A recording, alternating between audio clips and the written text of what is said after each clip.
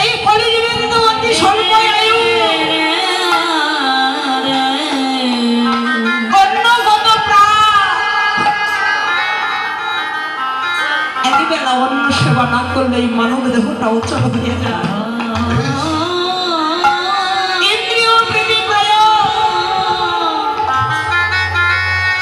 এহেন দুঃখী কলি মলিন জীব কেমন ভাবে কৃষ্ণমুখী হবে, কেমন করে কৃষ্ণ প্রেম ভক্তি লাভ করবে?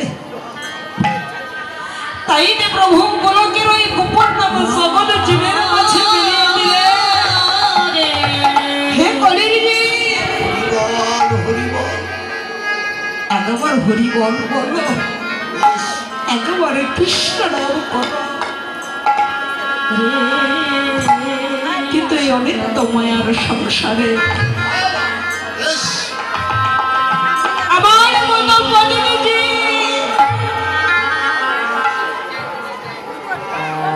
কৃষ্ণ ভজিবার তরে সংসারে আইব,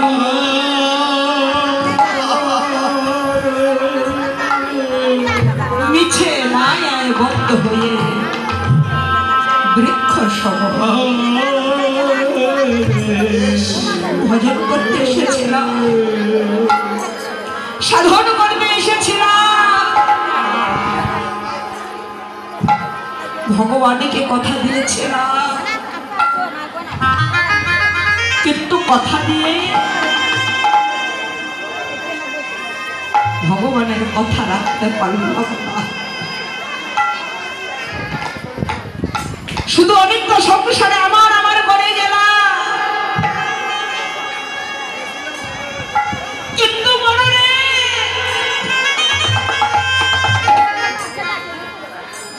একদিনে কি ভাবনা করে দেখলাম জগতে আমার করছি, কিন্তু জগতে আমি কে? আমি কোথায় ছিলাম, কোথায় এলাম, যাব কোথায়? আজ পর্যন্ত আমার আমি কে চিনতে পারলাম না। কিন্তু মরণে 84 লক্ষ জনে ভ্রমণ করে সাদের ধর্ম মানব বলে জন।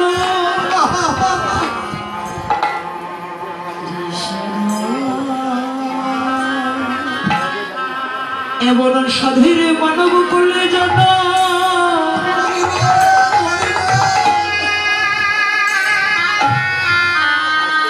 এই জন্ম তো এক জন্মে আমি করি নাই,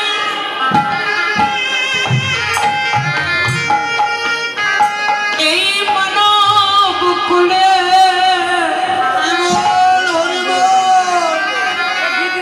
জন্ম পাবার পূর্বে কত বৃক্ষ তরুণত হয়েছিল,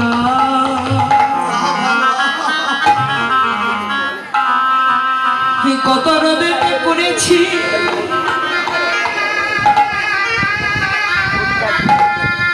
কত বৃষ্টিতে ভিজেছি,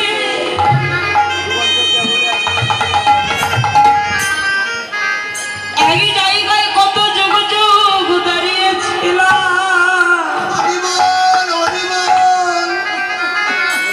এমন বৃক্ষ কোলে জন্ম পেতে পেতে এই বৃক্ষ কোল হইতে মুক্তি পেলাম কবে জানো?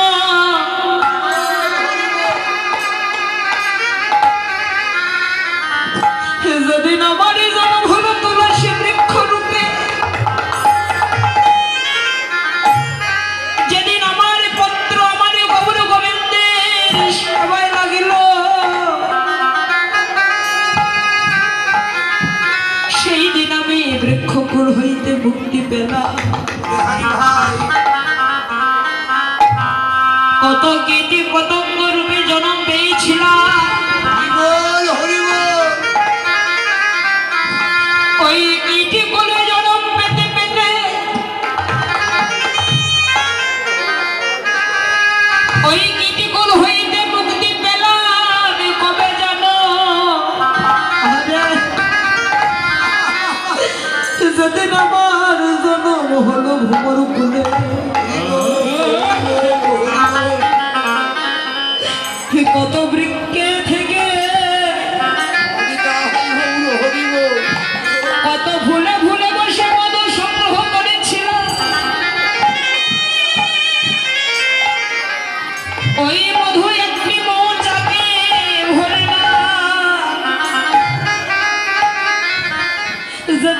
মধু আমার গৌর গোবিন্দের সবাই লাগিল। সেই দিন আমি কীটকুল হইতে মুক্তি পেলাম। মুক্তি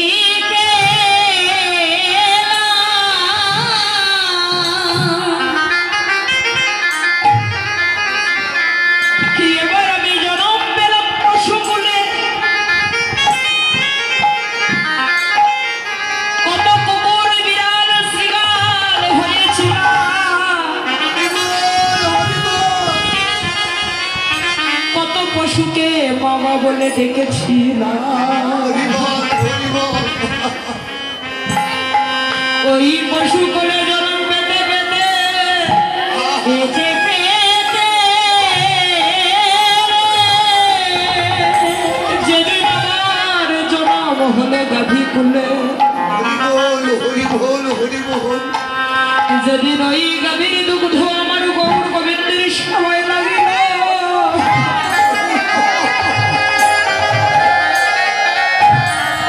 আমি পশুকুল হইতে মুক্তি পেলাম। পশুকুল হইতে মুক্তি পেয়ে এবার জন্ম পেলাম। এমন স্বাদের দুর্লভ মানব কুলে, এই মানব কুলে জন্ম পেয়ে ভজিব ভজিব বলতে বলতে আমার সাধের মানব জন্ম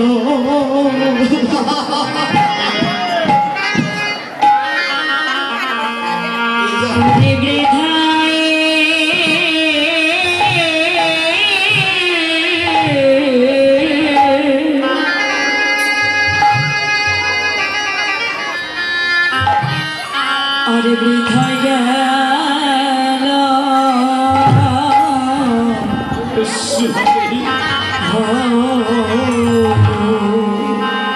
আমার সাথে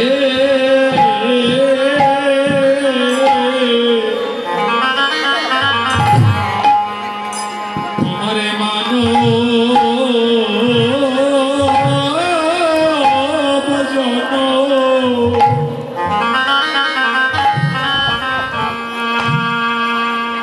মানব যত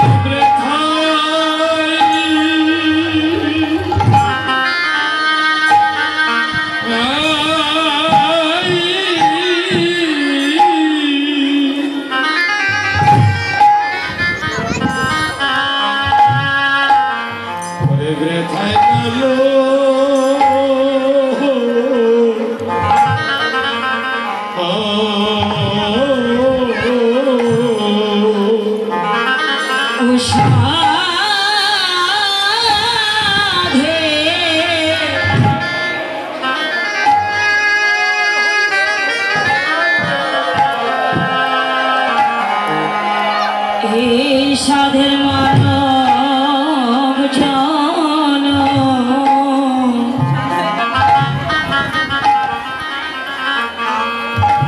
আমার বৃথায়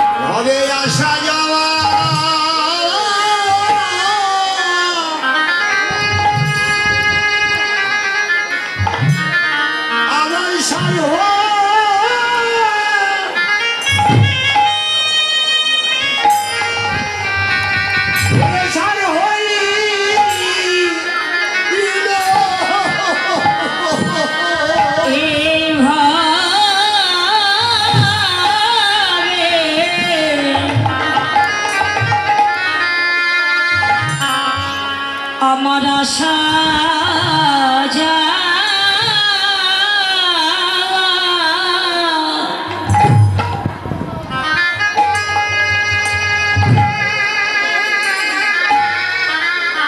ওরে সাধু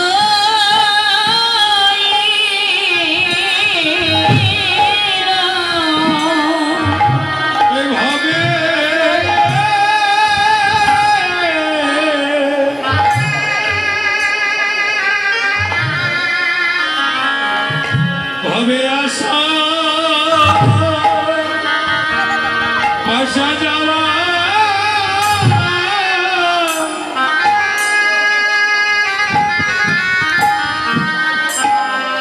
সাল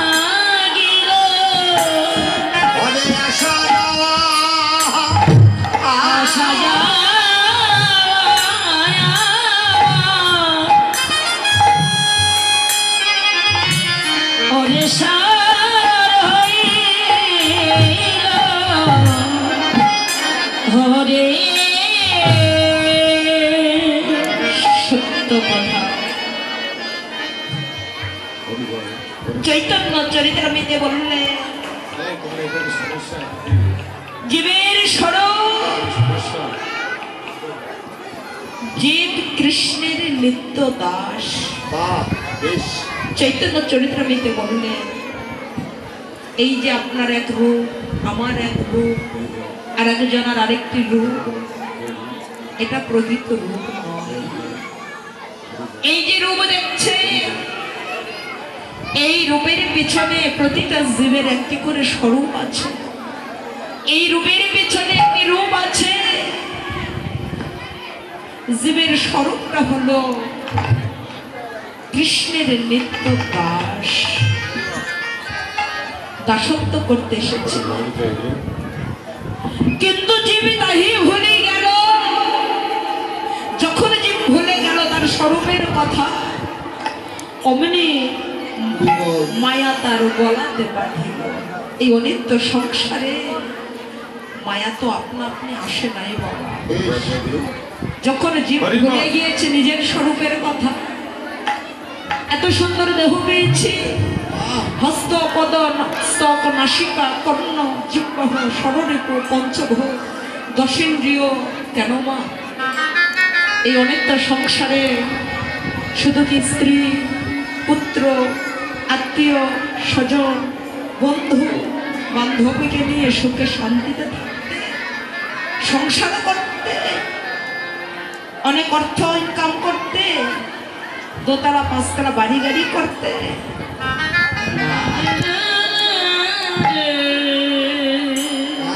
ভগবান তো বাবা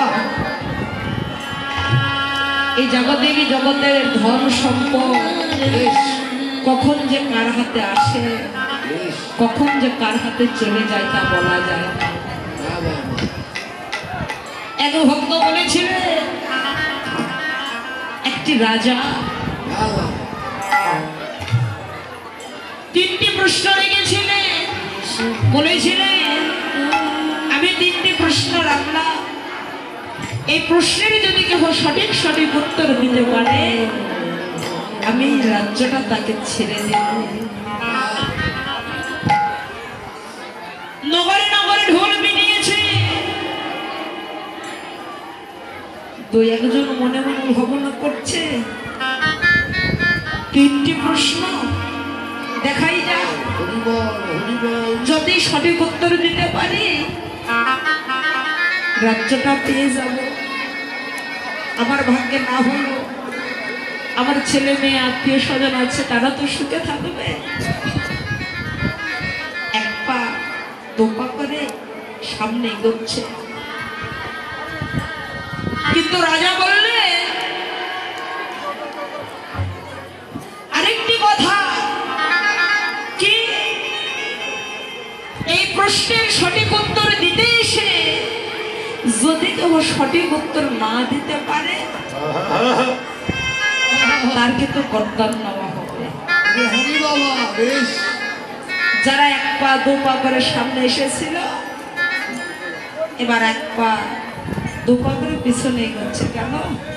খেয়ে থাকি না খেয়ে থাকি তাও তো জীবনে বেঁচে আছে, রাজ্য পেতে গিয়ে যদি জীবনটাই চলে যায়।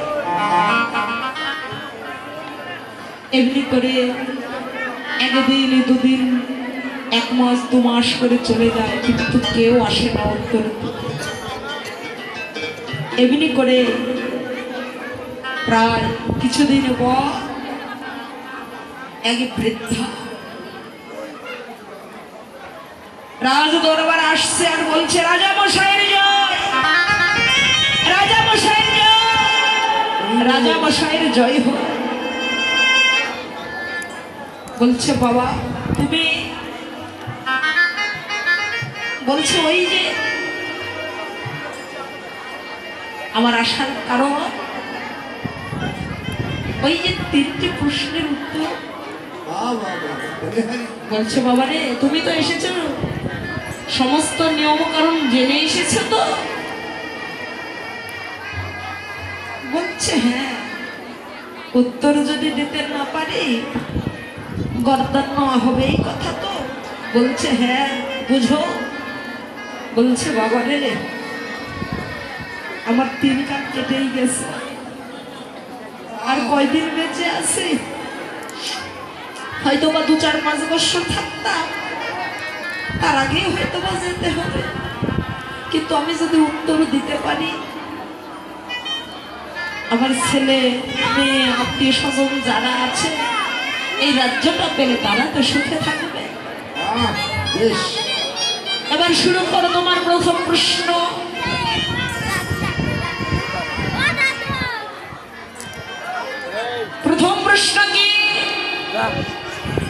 ভগবানের প্রকৃত নাম কি?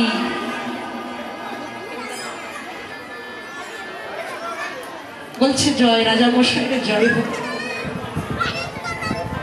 ভগবানের প্রকৃত নাম তর্কহারী মধুসূদন। ভগবান সকলে কিছু সহ্য করতে পারে, কিন্তু পারে না ভক্তের তর্ক। বলিহারি বলিহারি, উত্তম প্রশ্ন, উত্তম জবাব, উত্তম। দ্বিতীয় প্রশ্ন, আচ্ছা বলো তো ভগবান কোথায় থাকে? বলছে রাজামশাই আপনি বলুন তো ভগবান নেই কোথায়? ভগবান কোথায় নেই?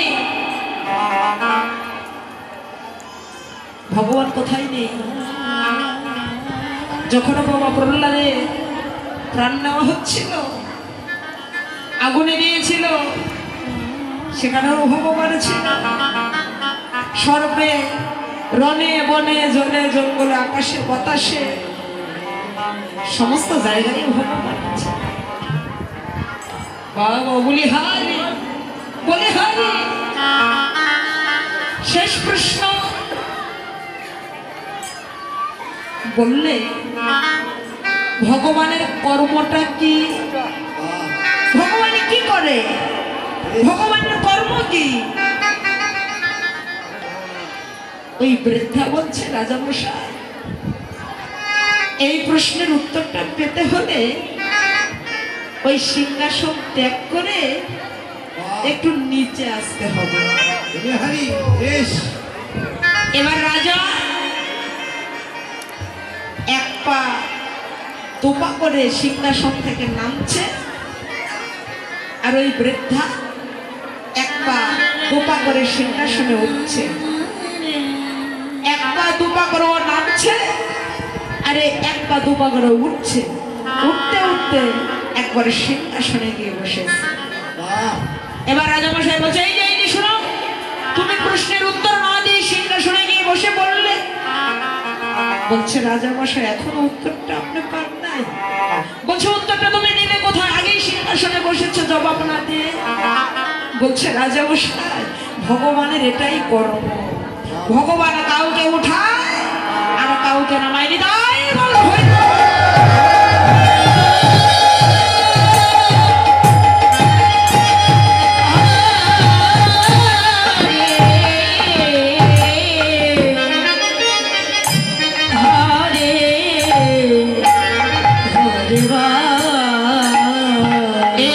সংসারে মা আমরা মিছে অহংকার করি, বাড়ি আমার, গাড়ি আমার, ধন আমার, আমি বড় রূপবান, আমি বড় গুণবান, আমি বড় রূপবতী।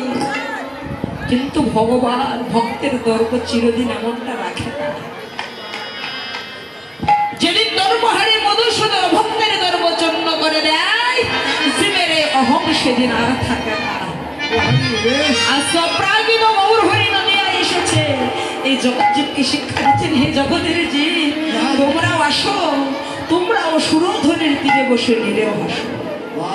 হয়তো বা বলবেন যে মাগো ওই সুরধ্বনির তীরে বসতে গেলে তো আমাদের বৃন্দাবনে যেতে হবে।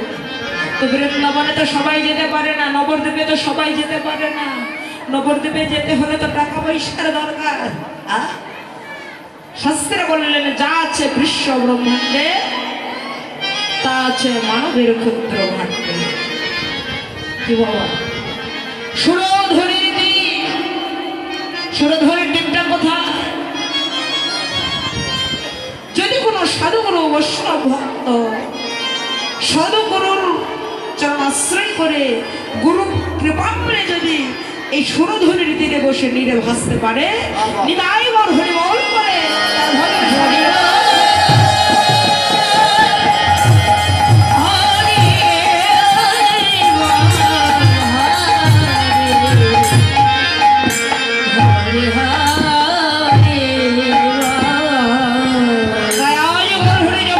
শিক্ষা দিলে হে জগতের জীব তোমরাও এসো, তোমরাও তোমরাও সাধনের পথে এসো, তোমরাও সুরধ্বনির তীরে বসে নিলে ভাষ্য। তাই আজ গৌর হরি ওই সুরধ্বনির তীরে বসে ভক্তদের নিয়ে ভবাব এসে বসে আছে। আর বৃন্দাবনের শোভা নদিয়ায় বহন করছে তো বাবা। এবার নদিয়ায় এই পবনগুলি কি করছে? এবার